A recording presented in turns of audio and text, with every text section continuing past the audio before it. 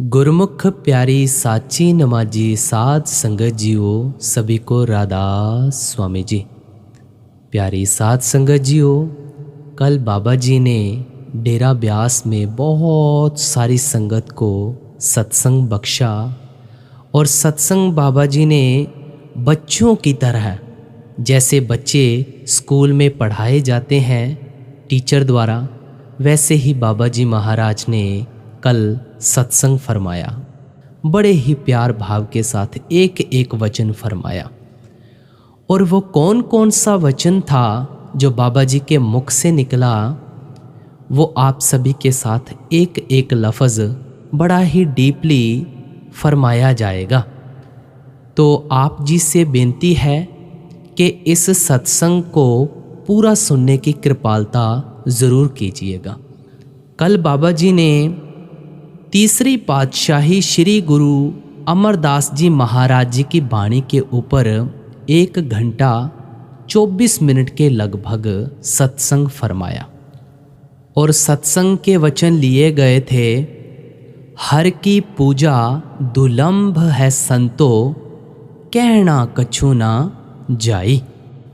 बाबा जी ने बड़े ही प्रेम भाव के साथ सत्संग को शुरू किया। और आप जी को बता दें, हुजूर जी भी साथ में ही बैठे हुए थे। हुजूर जी की अपार दया मेहर और बाबा जी के वचनों से बहुत सारी संगत निहाल हुई। बाबा जी ने वचन शुरू किए कि यह गुरु घर की वाणी है। तीसरी पातशाही हमें समझाते हैं कि भाई हमने भक्ति करनी किसकी है। सबसे पहले अगर हम धर्मों के बारे में विचार करें, मजहबों के बारे में विचार करें, तो किसी भी धर्म ने ये तो नहीं कहा है कि मालिक एक है या 2 हैं या 3 हैं। सबने एकाएक कहकर बयान किया है ना। इंसान तो अनेकता में फंसा हुआ है, ये अनेकता से बाहर नहीं आना चाहता और कोसता संतों को है।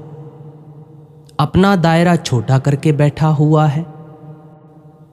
कमी किस में है? कमी तो हमारे में है ना। पलटू साहब जी फरमाते हैं, पलटू एक ही एक है, दूसर ना है कोई। वो तो एक ही है, कोई 1 2 3 तो है नहीं। या किसी भी धर्म ने ये कहा हो कि मालिक एक है, इसकी पूजा कर लो, मालिक 2 है या आप दूसरे की पूजा कर लो। सबने एकाएक कहकर बयान किया है ना। वाणी फरमाती है, पलटू एक ही एक है, दूसर ना है कोई। दूसरी तरफ फिर इशारा करते हैं, जग जीवन साचा एक को दाता। इस सृष्टि को चलाने वाला सिर्फ और सिर्फ एक मालिक है, कोई 2 नहीं, सिर्फ एक। एकाएक की बात हो रही है यहाँ पर। अब देखो, संतों ने अपनी तरफ से तो कोई कसर नहीं छोड़ी, या तो छोड़ी हो तो बताओ।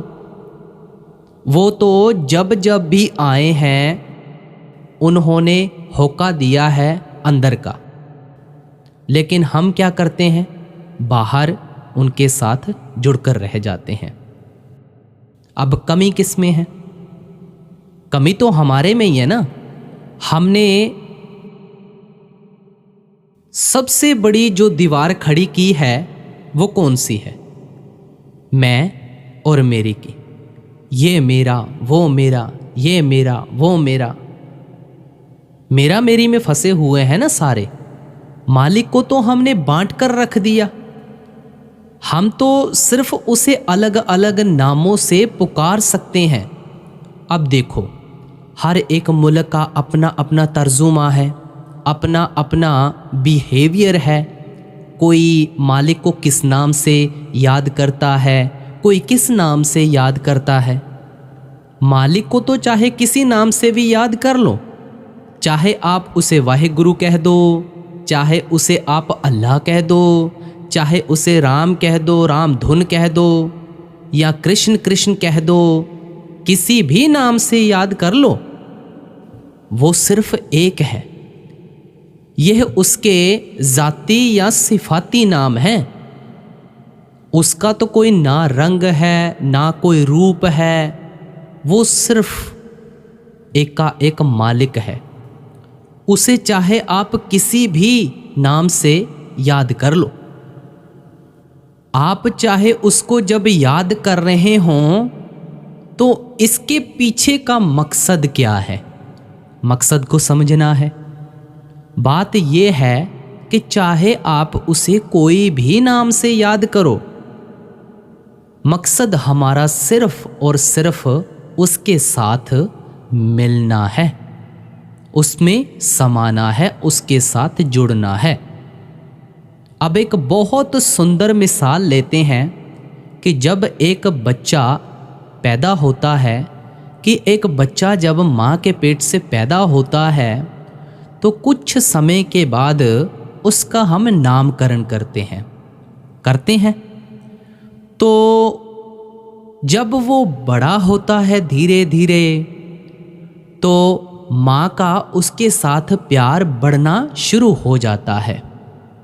उसके बहुत सारे नाम रख देती है, मेरा लल्हा, मेरा सोना, मेरा लाडला, मेरा बेटा, बहुत सारे नाम माँ प्यार में आकर उसके रख देती है। लेकिन जो उसका असली नाम है वो तो वही है, उसका नाम नहीं बदला, या माँ का बेटे के साथ रिश्ता नहीं बदला, रिश्ता तो वही रहा ना, या तो रिश्ता बदला हो। अब देखो, माँ का बेटे के साथ जो रिश्ता है वही हमारा और मालिक के साथ है। हमने क्या किया, हमने उसके प्यार में आकर लाखों नाम रख दिए, हजारों नाम, लाखों नाम, ना जाने किस किस नाम से उसे याद करते हैं। लेकिन वही बात, मकसद सिर्फ और सिर्फ मिलना, उसके साथ मिलना। इसलिए उसे चाहे किसी भी नाम से बुलाओ, किसी भी नाम से पुकारो, कोई फर्क नहीं पड़ता। वही बेनती बार बार कि मकसद सिर्फ और सिर्फ मिलना है। अब देखो, जो मुसलमानों का है वो कोई अलग परमात्मा है, या हिंदुओं का जो है वो अलग परमात्मा है, या सिखों का है वो अलग परमात्मा है। नहीं, बिल्कुल नहीं। मालिक सिर्फ एक है। सिर्फ वही बेनती की कि उसे अलग अलग नामों से सिर्फ और सिर्फ याद किया गया है। हमारे में जो सबसे बड़ी कमी है वो ये है कि हम जिस्म के दायरे में फंसे हुए हैं। हम जिस्म के दायरे से बाहर निकलना ही नहीं चाहते हैं। हम उसके साथ इस कदर जुड़कर रह गए हैं कि पता नहीं ये शरीर ही हमारे साथ जाएगा। शरीर की हद तो भाई शमशान घाट तक है, या तो उसके आगे शरीर जाएगा। तो आप सोचो, विचार करो, इसकी हद सिर्फ और सिर्फ शमशान घाट तक है, वहां तक ही साथ जा सकता है, उससे आगे नहीं। अब एक बहुत सुंदर मिसाल ली बाबा जी ने कि देखो, आजकल शायद ही हम इतना झगड़ते हों किसी बात को लेकर जितना हम धर्मों को लेकर झगड़ते हैं। इकबाल साहब जी ने कहा था, मजहब नहीं सिखाता आपस में बैर रखना। सबसे ज़्यादा, जिसको कहते हैं सबसे ज़्यादा झगड़े फसाद, हमने धर्मों और मजहबों को लेकर किए हैं और कर रहे हैं। अब दूसरी तरफ हमें समझाते हैं कि हमने साधन कौन सा अपनाना है। कौन सा ऐसा साधन है? क्या पूजा? नहीं। पूजा लफ्ज़ में अगर आप जाएंगे तो यह बहुत बड़ा लफ्ज़ है। पूजा लफ्ज़ हम नहीं इसे समझ सकते। अब देखो, जब महापुरुष हमारे दरमियाँ आए ना, तो उन्होंने यह सोचा कि ये जो भी चीज़ें हमने की हैं या हमने मालिक को पाया है, ये कहीं हमारे तक ही सीमित ना रह जाए। तो उन्होंने बाणियाँ लिख दी कि ऐसे ऐसे मालिक को पाया जा सकता है। और हम जब उन महापुरुषों की बाणियाँ पढ़ते हैं, बस हमारे में जो सबसे बड़ी कमी है यही है कि बस तोते की तरह रटना है, तोते की तरह रटते हैं। बाणी को पढ़कर उसके ऊपर अमल नहीं करते। चाहिए तो ये था कि हम बाणियों को पढ़कर उनसे सीख लेकर मालिक का जो आगे का रास्ता है वो तय करें। लेकिन हमने क्या किया, आगे बढ़ने की बजाय उसे तोते की तरह रटना शुरू कर दिया और हम पीछे दर पीछे, पीछे दर पीछे जा रहे हैं। अब एक और बहुत सुंदर मिसाल ली कि जैसे हमारे ऊपर कोई बीमारी आई तो हम डॉक्टर के पास गए और हमने वहाँ से एक मेडिसिन का पत्ता ले लिया, या हमारे हेडेक हो रही है, एग्जाम्पल के तौर पे आप मान लें कि हमारे हेडेक हो रही है और हम मेडिकल स्टोर पे गए, उनसे एक मेडिसिन का पत्ता ले आए। अगर हम उसमें से गोली को खाएंगे ही नहीं, उसका बार बार लेवल पढ़ते जाएंगे, ये हेडेक की मेडिसिन है, ये इसकी मेडिसिन है, फलाना फलाना, हम उसमें देखते रहेंगे, उसका लेवल ही पढ़ते रहेंगे, दवाई नहीं खाएंगे तो क्या हमें फ़र्क पड़ेगा? इसी तरह भाई, इसी तरह जब हम संतों महापुरुषों की बाणियों को पढ़कर उनके ऊपर अमल नहीं करेंगे तो आप क्या सोचते हैं कि हमारा पार उतारा हो जाएगा? बेनती हर बार यही करते हैं बाबा जी कि भाई जो मिलेगा वो अपनी करनी का मिलेगा। और दूसरी तरफ हमें समझाया कि देखो, धर्म स्थानों के ऊपर जाते हैं और धर्म स्थानों के ऊपर जाकर हम माथा टेकते हैं, घंटा बजाते हैं और अपनी कार्यवाही पूरी करके आ जाते हैं। क्या यहीं तक थी हमारी भक्ति? उससे आगे नहीं है। और यही हाल सत्संगियों का है। जब भी सत्संग होगा, सत्संग में आएंगे, यहाँ पर पल्ला झाड़ के चले जाएंगे और घंटा आधे घंटे तक पूछेंगे कि भाई बाणी कौन सी ली थी, तो इनको याद ही नहीं रहता है। माधो जी सत्संगत हर मेल त्याये, हमने ध्याना है उसे। जब तक हम उसे त्याएंगे ही नहीं, अमल में नहीं लेकर आएंगे तो कुछ हासिल तो होने वाला नहीं है। सबसे पहले हमने क्या काम करना है?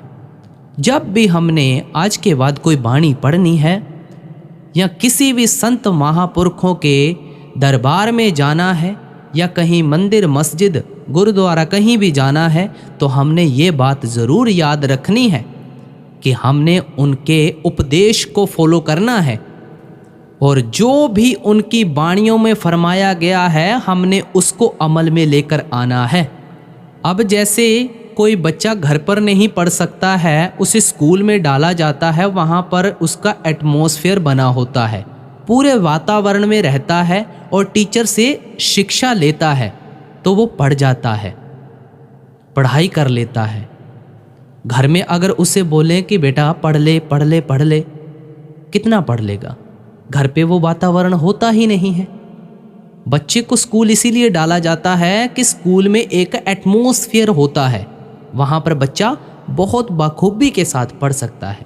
और हम भी तो बच्चे हैं, हम भी जब गुरु का सत्संग सुनने के लिए जाते हैं, उनके अनमोल वचन सुनने के लिए जाते हैं, वो हमारे एक हिसाब से टीचर है, हमें गाइड कर रहे हैं और हम उनके बच्चे हैं। हम भी अगर परमार्थ में आए हैं तो बच्चे बनकर इसको सीखना है और जैसे टीचर हमें बताते हैं दर बदर वैसे ही हमने उनको फॉलो करना है। क्योंकि अगर हम उनकी बातों को, उनकी शिक्षाओं को फॉलो करेंगे तभी तो पास होंगे ना। बच्चा अगर पढ़ेगा ही नहीं, स्कूल जाकर पढ़ता ही नहीं है, घर पे आकर कहेगा जी मम्मी मैंने बहुत पढ़ लिया है, बहुत पढ़ लिया, जब इम्तिहान होते हैं तो फेल हो जाता है। इसीलिए भाई जो भी मिलेगा करनी का मिलेगा। बातों का मजमून नहीं बनाना है, करनी का मजमून बनाना है। हम जब भी उनके चरणों में जाते हैं, सतगुरु के चरणों में जाते हैं, तो हम भी तराशे जाते हैं। अब दूसरी तरफ हम आते हैं बेनतियां और अरदासों के ऊपर। क्या हम ये सोचते हैं कि बेनतियां और अरदासें करने से सब कुछ मिल जाता है? तो इसका जवाब तो बिल्कुल ही ना है। अगर वो जानने की ताकत रखता है ना, जिसने हमें बनाया है, तो वो देने की ताकत भी रखता है कि हमें किस वक्त पे क्या देना है। बेनतियां अरदासें करने से कुछ हमें हासिल नहीं होने वाला है। जो हमारी करनी में लिखा होगा ना, वो हमें मिलकर रहेगा, नहीं होने वाला। हमारी किस्मत बनी है कर्मों के आधार पर, और सीधी सी बात है, जैसा हम बीज बोएंगे वैसी ही फसल के हम हकदार होंगे। और हमारा फार्मूला क्या है कि सारे के सारे भेड़ चाल में फंसे हुए हैं। जी वो वैसा करते हैं, हम भी ऐसा करेंगे। ये भेड़ चाल ही तो है, इनसे आप बाहर ही नहीं निकलना चाहते हैं।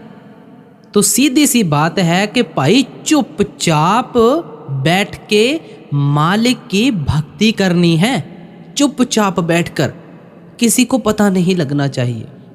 अब एक यहाँ पर डॉक्टर जॉनसन की कहानी सुनाई। क्या बोला बाबा जी ने कि बड़े महाराज जी के समय में एक डॉक्टर जॉनसन हुआ करते थे।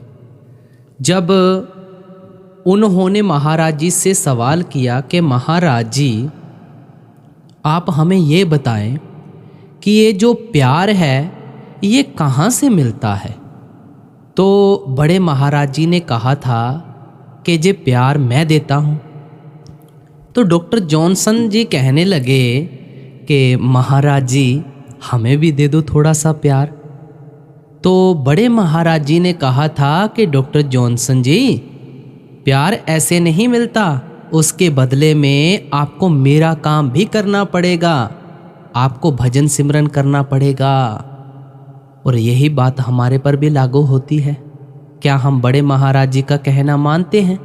क्या हमने अपने मुर्शिद का कहना माना है, उनके प्यार के हकदार हुए हैं? फिर आप कहते हैं कि जी मुर्शिद का प्यार नहीं मिलता। ऐसे थोड़ी मिलेगा अगर आप उनकी बातों को इग्नोर करेंगे। हम दुनियावी चीज़ों को लेके आगे रख लेते हैं, बस दुनियावी चीज़ों के ऊपर हमारा सबसे ज़्यादा ध्यान है। अब आपसे एक क्वेश्चन किया जाता है कि देखो इतनी दूर से आपको यहाँ पर सत्संग सुनने की क्या ज़रूरत पड़ी है, अपने घरों को छोड़कर आते हैं। तो भाई सीधी सी बात है, मालिक हमारी बेहतरी हमसे ज़्यादा जानता है। हमें नहीं पता कि हमें क्या मांगना है, क्या करना है, हमें ये नहीं पता। वो सिर्फ मालिक को पता है किस वक़्त पे हमें क्या देना है, किस वक़्त पे हमें क्या नहीं देना है। तुद बिन होर किछ मंगना, सिर दुखां दे दुख, दे नाम संतोखिया, उतरे मन दी भुख। एक बड़ी सुंदर मिसाल है कि जैसे माँ बाप अगर कहीं जा रहे हों, उन्हें जल्दी है, बच्चा पीछे से उन्हें तंग करना शुरू कर दे कि जी माँ मैंने भी जाना है, माँ मैंने भी जाना है, मुझे भी साथ में लेके चलो। माँ बाप उसको साथ में नहीं लेके जाना चाहते हैं, तो वो उनको बच्चे को पूछते हैं कि बेटा तू ये बता तेरे को कौन सा खिलौना चाहिए। वो लालच में आ जाता है और वो कहने लग जाता है कि जी मम्मी पापा मुझे ये ला देना, मम्मी पापा मुझे वो ला देना। उसने अपना दायरा छोटा कर लिया ना, अपनी मांग आगे रख ली, माँ बाप के साथ नहीं गया। अगर माँ बाप के साथ जाता तो बहुत कुछ हासिल कर सकता था, लेकिन माँ बाप के साथ नहीं गया, उसने अपना दायरा छोटा करके उनसे मांग लिया। और यही बात हमारे पर भी लागू होती है। हम भी उस मालिक से बस मांगने पे लगे हैं, बेनतियां अरदासें कर रहे हैं, ये भी मिल जाए, वो भी मिल जाए, ये भी मिल जाए, वो भी मिल जाए। क्या करना है लेकर? जितनी चीज की जरूरत है उतनी चीज तो मालिक ने ऑलरेडी पहले ही दी हुई है। क्या हम उसकी कदर कर रहे हैं? नहीं कर रहे ना। तो सबसे पहले हमें उसकी कदर करनी है। क्या मांगूं किछ थिर ना रहाई। भजन सिमरन किसी नतीजे पर पहुंचने के लिए हमें नहीं करना है। महाराज जी ने कहा था ना कि भजन सिमरन करो तो मतलब करो, उसके पीछे कोई एक्सक्यूज नहीं होना चाहिए कि जी आज कर लेते हैं, कल से शुरू करते हैं। ओ नहीं भाई, हुक्म मान के बैठो, कुछ हो चाहे ना हो, बस बैठ जाओ कि करना है। करो का मतलब सिर्फ करो होता है। करो का मतलब ये नहीं कि कल पर छोड़ दिया या परसों पर छोड़ दिया या 1 घंटे के बाद करते हैं, 10 मिनट के बाद करते हैं। ओ भाई बैठो, अभी बैठो, हुक्म मानना है, हुक्म मान के बैठना है, उसको सुपुर्द कर दो और सोच विचार के कदम उठाओ। और जो करना है हमें करनी में जाहिर करना है। अमला उत्ते होण नवेड़े खड़ी रहन गया जाता। बस एक बात याद रखनी है कि झूठी तसल्लियों में हमें नहीं पड़ना है कि जी ऐसा हो जाएगा वैसा हो जाएगा, कुछ नहीं होने वाला है। फिर बाणी की अगली तुक पढ़ते हैं, संतो गुरमुख पूरा पाई, नामो पूज कराई। अब देखो यहाँ पर बाबा जी महाराज ने फरमाया कि इस तुक का क्या मतलब बनता है। संतो गुरमुख पूरा पाई, नामो पूज कराई। इंसान कमज़ोर है, ये नहीं निभा सकता। इसलिए देखो संतों की निम्रता देखो सबसे पहले कि हमें गुरमुख कह के याद करते हैं। संतो गुरमुख पूरा पाई, नामो पूज कराई। मन हमारे ऊपर हावी होता है। जब हम संतों की शरण में जाते हैं तो मन झुकना सीखता है। कितना खुलकर बोला है, नामो पूज कराई। हमने सिर्फ इशारा समझना है कि उनका इशारा है क्या, किस तरफ हमें इशारा कर रहे हैं। अब यहाँ पर भी एक बहुत सुंदर मिसाल दी बाबा जी ने कि अगर हम चाहते हैं कि हमने बारिश का पानी इकट्ठा करना है तो बारिश का पानी भाई मुट्ठी में तो इकट्ठा किया नहीं जा सकता। अगर हमारे पास कोई बर्तन होगा उसमें हम पानी इकट्ठा कर सकते हैं। हम ये सोचें कि उस बर्तन को उल्टा करके बाहर रख दें तो क्या वो बारिश का पानी इकट्ठा हो पाएगा? अगर उसी बर्तन को हम सीधा करके बारिश में रखते हैं, एक बारिश से नहीं तो दूसरी बारिश से ज़रूर भर जाएगा। लेकिन बर्तन अगर हमारा साफ सुथरा और सीधा होगा तो क्या हमारा बर्तन सीधा है? क्या हमारा बर्तन साफ है?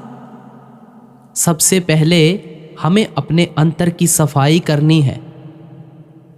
अंतर की सफाई कैसे होगी? नाम सिमरन के साथ निरंतर सिमरन चलना चाहिए, निरंतर। जब अंतर की सफाई हो जाएगी मालिक खुद ब खुद हमें मिल जाएगा। लेकिन जो मिलेगा करने के साथ मिलेगा, बातों का मजमून बनाने से नहीं मिलेगा। जो हमें सब कुछ देगा उसके लिए हमारे पास वक़्त नहीं है, और जिसने हमें कुछ नहीं देना उसके लिए वक़्त ही वक़्त है। सब सुख दाता राम है, दूसर ना है कोई। अगर आप वक़्त नहीं निकालेंगे तो क्या आप घर का काम कर सकते हैं? अगर आप वक़्त नहीं निकालेंगे तो आप क्या सैर कर सकते हैं? अगर आप वक़्त नहीं निकालेंगे तो आप नौकरी कर सकते हैं? 10-10 घंटे काम करते हैं और तब जाकर कहीं सैलरी के हकदार बनते हैं। तो भाई परमार्थ भी ऐसे ही है। अगर हम इसमें मेहनत ही नहीं करेंगे तो पल्ले क्या आएगा? कुछ नहीं। जो मिलेगा ना मेहनत करने से मिलेगा। वही बेनती दोबारा दोहराई जाती है कि झूठी तसल्लियों में नहीं पड़ना है। गर्जों के रिश्तों के लिए आपके पास इतना वक्त है कि उनके लिए तो आप जिंदगी कुर्बान करने के लिए तैयार हो जाते हैं। ओ भाई, सब गर्जों के रिश्ते हैं, गर्जों के रिश्ते। जब गर्ज खत्म हो जाएगी ना, तो तू कौन ते मैं कौन, ऐसा हो जाएगा। ना मैं तेरे को जानता हूं, ना तू मेरे को जानता है। ऐसा ही होता है जिंदगी में, आप सभी के साथ ऐसा ही हुआ होगा। ये आम बात है कि जब किसी की गर्ज खत्म हो जाती है तो यही सुनने को मिलता है कि जी भाई आप कौन, मैं तो आपको जानता ही नहीं। जब तक जपते जपते नाम और नामी एक नहीं हो जाते, उससे पहले कुछ नहीं मिलने वाला। जपते जपते, पढ़ना नहीं, जपते जपते, जपते जपते एक हो जाएंगे, तब जाकर कहीं बात बनेगी। एक बहुत सुंदर मिसाल ली मीराबाई जी की। बाबा जी ने फरमाया कि देखो, मीराबाई जी मेवाड़ की रानी थी, धन दौलत की कोई कमी नहीं थी। अब हमें ये अपने दिमाग में विचार रखना है कि मीराबाई मेवाड़ की रानी थी, धन दौलत की कोई कमी नहीं थी, वो चाहे तो कुछ भी कर सकती थी। लेकिन उन्होंने सारा अपना राजपाट त्याग दिया और सब धन दौलत को ठोकर मार दी, और पाया क्या? नाम। और कहा था, पायो जी मैंने नाम रतन धन पायो, वस्त अमोलक दी मेरे सतगुर कृपा कर छुड़ायो, पायो जी मैंने नाम रतन धन पायो। असली माया की हमने पहचान करनी है। हमें कौन सी माया चाहिए? ये शरीर भी हमारे साथ नहीं जाएगा भाई। राम गयो रावण गयो, जाको बहु परिवार, रहा कौन है? नाम रह्यो साधु रह्यो, रह्यो गुरु गोविंद। विचार हमें करना है। अब अगली कड़ी में फरमाते हैं, हर बिन सब किछ मैला संतो, क्या हऊ पूज चढ़ाई, हर साचे पावै सा पूजा होवै, पाणा मन वसाई। अब बाबा जी महाराज ने यहाँ पर फरमाया कि हमारे देश की ना एक सभ्यता है, और वो सभ्यता कौन सी है? जब भी हम किसी रिश्तेदार के घर जाएंगे, जब भी किसी सगे संबंधी के साथ मिलने के लिए जाएंगे, तो कुछ ना कुछ लेके ज़रूर जाएंगे, खाली हाथ नहीं जाएंगे। ऐसे ही हम मंदिर में जाते हैं, कुछ ना कुछ लेकर जाते हैं, खाली हाथ नहीं जाते हैं, क्योंकि ये तो सब कुछ दिया हुआ मालिक का है। और जब हमने उस मालिक के घर में जाना है, उस सच्चे देश में जाना है, वहाँ पर हमने खाली हाथ थोड़ी जाना है, वहाँ भी तो कुछ लेकर जाना है। अब देखो, है तो सारा कुछ मालिक का, ये तन, ये धन, ये मन, सारा कुछ मालिक का है। हमारा क्या है? हमारा है सिर्फ मैं और मेरी, हमने जो यहाँ पर आकर बनाई है। हमने वो मैं और मेरी उस कुल मालिक को देनी है। जब पहली पातशाही उदासियों के ऊपर गए थे, तो एक राजा ने उनको अपने पास बुलाया, बहुत सारे उनके आगे पकवान रखे, बहुत सारे उन्हें धन दौलत देने की कोशिश की, हीरे जवाहरात देने की कोशिश की। तो पहली पातशाही जी ने कहा कि राजा, मुझे वो दो जो आपका अपना हो। तो राजा बहुत सोच विचार में पड़ गया कि ये कोई मामूली संत नहीं लगते हैं, जो इतना कुछ देने के बावजूद एक फूटी कोड़ी भी नहीं ले रहे हैं। तो वो कहने लगे कि संतो, हमें नहीं पता कि मैंने अपना, तो वो कहने लगे कि मुझे नहीं पता मेरा अपना क्या है, मेरा जो अपना था मैंने ये सब आपको दे दिया है, अब मैं और क्या दे सकता हूँ। तो पहली पातशाही जी ने कहा था कि ये जितना भी जो भी आपने दिया है, ये तेरा नहीं है, ये तो सब उस मालिक का है। तेरा जो अपना है वो तू हमें दे, मुझे वो चाहिए। तो पहली पातशाही जी ने उन्हें समझाया था कि राजा, तेरा जो यहाँ पर है अपना, जो तूने यहाँ आकर बनाया है, वो है मैं और मेरी, ये मुझे दे दे। तो हमने जब उस मालिक के घर में जाना है ना, तो हमने क्या करना है, अपनी मैं और मेरी उस कुल मालिक को दे देनी है जो हमने यहाँ पर अपनी आंखें बनाई है। अब देखो, यहाँ पर यह भी नहीं कहा जाएगा कि दौलत को त्याग देना है या दौलत को ठोकर मार देनी है। भाई, जो मालिक ने दिया है ना, जो आगे भी देगा, उसकी हमने कदर करनी है और ज़रूरत अनुसार हमें इस्तेमाल करनी है। विचार ये रखना है कि उसके साथ जुड़कर नहीं रहना है। विचार ये करना है कि उसके साथ जुड़ के नहीं रहना है। अगर हम उसके साथ जुड़ गए तो हम मोह माया में पड़ गए। ज़रूरत अनुसार उसे इस्तेमाल करना है। हमने दुख सुख बांटने हैं एक दूसरे के, क्योंकि हम सब नंगे हैं यहाँ पर। यहाँ पर कोई छोटा नहीं है और कोई बड़ा नहीं है। हमने तो सिर्फ अपनी मैं और मेरी को आगे रखा हुआ है। बात सिर्फ इतनी है। हुजूर जी ने हमें इतने साल समझाया, हुजूर जी ने इतने साल समझाया कि हमने अमल में लेके आना है सभी चीज़ों को। एक ही चीज़ मांगी थी हुजूर जी ने। क्या मांगा था? भजन और सिमरन।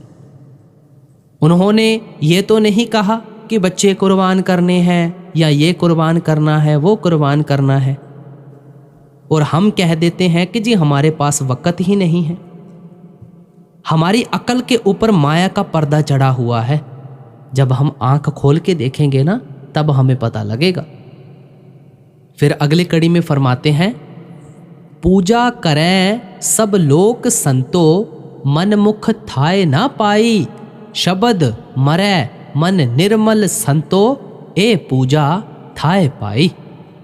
अब हम इस बाणी की लाइन से ये समझेंगे कि पूजा तो हम करते हैं, और किसकी पूजा करें, कितनी पूजा करें, हमें नहीं समझ आता। तो आप जी फरमाते हैं कि बाहरली पूजा नहीं करनी है भाई, हमने पूजा करनी है अंदर की। तीर्थ सरोवरों पर जा जाके वहाँ पर माथे टेक कर वहाँ पर स्नान करने से कुछ नहीं होने वाला है। जो मिलेगा अंदर से मिलेगा। स्नान करना है, अंदर स्नान करो। मूत पलीती कपड़ होए, पर ये मत पापा के संग, ओ तो पै नावे के रंग।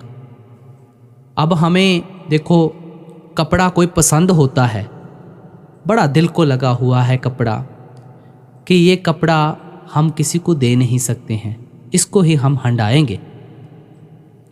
तो उसके ऊपर जब कोई दाग लग जाता है तो हम उसे धोबी के पास लेकर जाते हैं कि भाई आप इस दाग को हटा दीजिए। वो अपने हाथ खड़े कर देता है कि जी मैं इस दाग को नहीं हटा सकता। तो उसी कपड़े को अगर हम ललारी के पास लेकर जाएंगे तो वो उसी के हिसाब का उसके ऊपर रंग चढ़ा देगा। इसलिए शब्द भी पढ़ा जाता है ना बीबियों के द्वारा, गुड़े रंग विच रंग दियो जी, के मैलियां ने साड़ियां रूहां। हमने उसके रंग में रंग जाना है। हमने दुनिया से क्या लेना है। इंसान तो अपने जिस्म को भी नहीं संभाल सकता, और तो इसने क्या ही चीजें संभालनी है। अब नाम ले लेने से तो कुछ होने वाला नहीं है। नाम लेने के बाद आपका रजिस्टर के ऊपर नंबर चढ़ जाएगा, नाम लिख दिया जाएगा, बस इतना ही सा होगा। नाम लेते वक्त सब कुछ समझाया गया कि भाई इतना समय इसको देना है, इतना समय इसको देना है। अगर हम उसको अपनी करनी में जाहिर ही नहीं करेंगे तो आप खुद सोच विचार करो कि भाई क्या मिलेगा फिर। आजकल बाबाओं की कोई कमी नहीं है, हर कोई बाबा बना हुआ है, सिर पर हाथ रखवा लेते हैं। कोई आपके कर्म ले नहीं सकता, कोई आपके कर्म दे नहीं सकता। भाई सोच विचार करो, कहाँ गई हमारी सोच। फिर अगली कड़ी में फरमाते हैं, पवित्र पावन से जन साचे, एक शब्द लिव लाई, बिन नावै होर पूज न होवई, परम भूली लुकाई। अब यहाँ पर हमें चेतावनी दे रहे हैं कि शब्द कर्म की रेख कटावे, शब्द शब्द से जाए मिलाए। हमने क्या किया इस वाणी की लाइन को कि इसको हमने एक लफ्ज़ बना के रख दिया। वो शब्द एक क्रिएटिव पावर है जिसके साथ हमने जुड़ना है, वो लफ्ज़ नहीं है। हमने सिर्फ क्या किया है, आसान से आसान तरीका ढूंढा और उसके पीछे ही हम लग गए। किसी भी धर्म स्थान पर जाते हैं, वही पहले वाली बेनती, प्रसाद लेते हैं, घंटा बजाते हैं, माथा टेकते हैं, घर को आ जाते हैं, भक्ति सिर्फ वहाँ तक ही सीमित रहती है। अब बाबा जी ने कहा मेरे कहने का मतलब ये भी नहीं समझ लेना, धर्म स्थानों पर जाना है, बड़ी जी सदके जाना है, बड़ी खुशी के साथ जाना है, लेकिन जो उनका उपदेश है उसके ऊपर भी ध्यान रखना है। ये नहीं मंदिर में घंटा बजाया, प्रसाद लिया और घर को आ गए, तो इससे तो कुछ नहीं मिलने वाला। सारी उम्र हमने भ्रमों में थोड़ी निकालनी है, आगे भी तो कुछ करना है। या मन में यही विचार रखना है कि बस भ्रमों में ही है तो भ्रमों में ही रहेंगे, भ्रमों से बाहर निकलना है। फिर अगली कड़ी में फरमाते हैं, गुरमुख आप पछाणे संतो, राम नाम लिव लाई, आपे निर्मल पूज कराए, गुर शब्दी थाए पाई। अब एक यहाँ पर बाबा जी ने बड़ी सुंदर मिसाल ली कि अगर हम किसी पंडित को घर पर बुलाकर उसे कहते हैं कि भाई पूजा पाठ कर दो पंडित जी, तो उसका फल क्या हमें मिल जाए, तो ऐसा क्या हो सकता है? कभी नहीं हो सकता। पहले ज़माने में जब कोई पाठ पूजा करवाता था तो सारा घर परिवार सामने बैठा हुआ होता था, तो एक वातावरण भी अच्छा बन जाता था। आजकल क्या है, घर में पाठ रखा हुआ है, कोई वहाँ पर बैठा हुआ है, कोई वहाँ पर बैठा हुआ है, कोई फ़ोन चला रहा है, कोई कुछ कर रहा है, कोई कुछ कर रहा है। आजकल भक्ति सिर्फ यहाँ तक रह गई है, वो सिर्फ एक एटमॉस्फेयर बनाने के लिए कि ताकि वातावरण शुद्ध हो सके और हमारा ध्यान वहाँ से हटकर वहाँ लग जाए। लेकिन हम क्या कर रहे हैं, दूर होते जा रहे हैं डे बाय डे। हर हर नाम अमृत रस मीठा, कभी चखा है? चखते तो हैं नहीं हम। जब तक हम चखेंगे नहीं, हमें स्वाद का कैसे पता लगेगा? बिन चाखे साध ना जापे, हम एक बार चखें तो सही उसे। फिर अगली कड़ी में फरमाते हैं, पूजा करे पर विद नहीं जाने, दूजे पाए मल लाई, गुरमुख होवे सो पूजा जाने, पाणा मन वसाई। फिर बाबा जी ने धर्म स्थानों के ऊपर कहा कि देखो, धर्म स्थानों के ऊपर कहीं बलियां दी जा रही हैं, कहीं कुछ और कहीं कुछ हो रहा है, कहीं कुछ हो रहा है। क्या हम उन जानवरों की बलियां दे दे के अपनी सुख की नींव रख सकते हैं? या ये हम कह लें कि किसी को दुख देकर हम अपने सुख की नींव रख सकते हैं? अपनी जुबान के लिए किसी का कत्लेआम करना ये कहाँ तक सही है और हम अपने सुख की नींव रखते हैं? ऐसा तो नहीं होने वाला है। फिर अगली कड़ी में फरमाते हैं, पाणे ते सब सुख पावे संतो, अंते नाम सखाई, अपना आप न पछाणे संतो, कूड़ करे वड्याई, पाखंड कीने जम नहीं छोड़े, ले जासी पत गवाई। धर्म स्थानों के ऊपर लेट लेट कर माथे टेकते हैं, लेट लेट कर। इसीलिए कहा जाता है, पाखंड कीने जम नहीं छोड़े, ले जासी पत गवाई। जिस चीज से हमें मिलना है उस चीज से हम बेखबर हैं। Self realisation before God realisation. ज्ञान ध्यान धुन जानिए, अकथ कहावे सोए। Self realisation before God realisation. प्यार ही परमात्मा है, परमात्मा ही प्यार है। सच्चा ज्ञान हमें अंदर से मिलेगा, बाहर से नहीं मिलेगा। अब अगली कड़ी में फरमाते हैं, जिन अंतर शब्द आप पछाणे, गतमित तिन ही पाई, ए मनुआ सुन समाध लगावे, ज्योति ज्योत मिलाई। अब आगे फरमाते हैं कि हमने सुन्न समाधि लगाकर इस शरीर का सिमटाव कर लेना है और अपना ध्यान तीसरे तिल के ऊपर रखना है। अगली कड़ी में फरमाते हैं, सुन सुन गुरमुख नाम वखाणे, सतसंगत मिलाई, तब जाके कहीं बात बनेगी। अब सारा शब्द पढ़कर खत्म करते हैं सत्संग को। आप जी फरमाते हैं, गुरमुख गावे आप गवावे, दर साचे शोभा पाई, साची बाणी सच बखाणे, सच नाम लिव लाई, पै भंजन अत पाप निखंजन, मेरा प्रभ अंत सखाई, सब किछ आपे आप वरतै, नानक नाम वड्याई। सारा कुछ फरमाकर बाबा जी इसी नुक्ते पर पहुंचते हैं कि जो मिलेगा हमें बाहर से नहीं मिलेगा, जो मिलना है वो अंदर से मिलना है।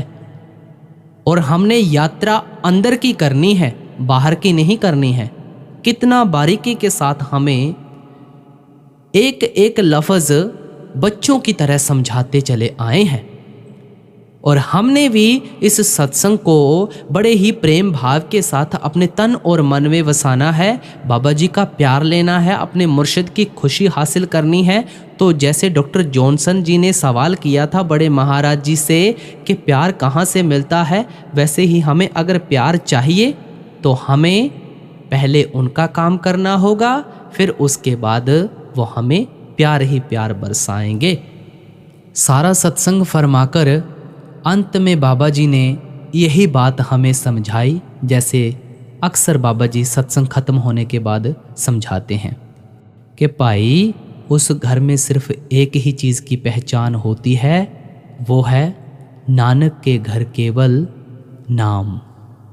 फिर उसके बाद शब्द पढ़ा गया निरंतर और बाबा जी ने सत्संग को ख़त्म किया। तो ये थे सत्संग के वचन जो बाबा जी के मुख से फरमाए गए थे। तो आज का सत्संग यहाँ पर समाप्त होता है। सभी को राधा स्वामी जी।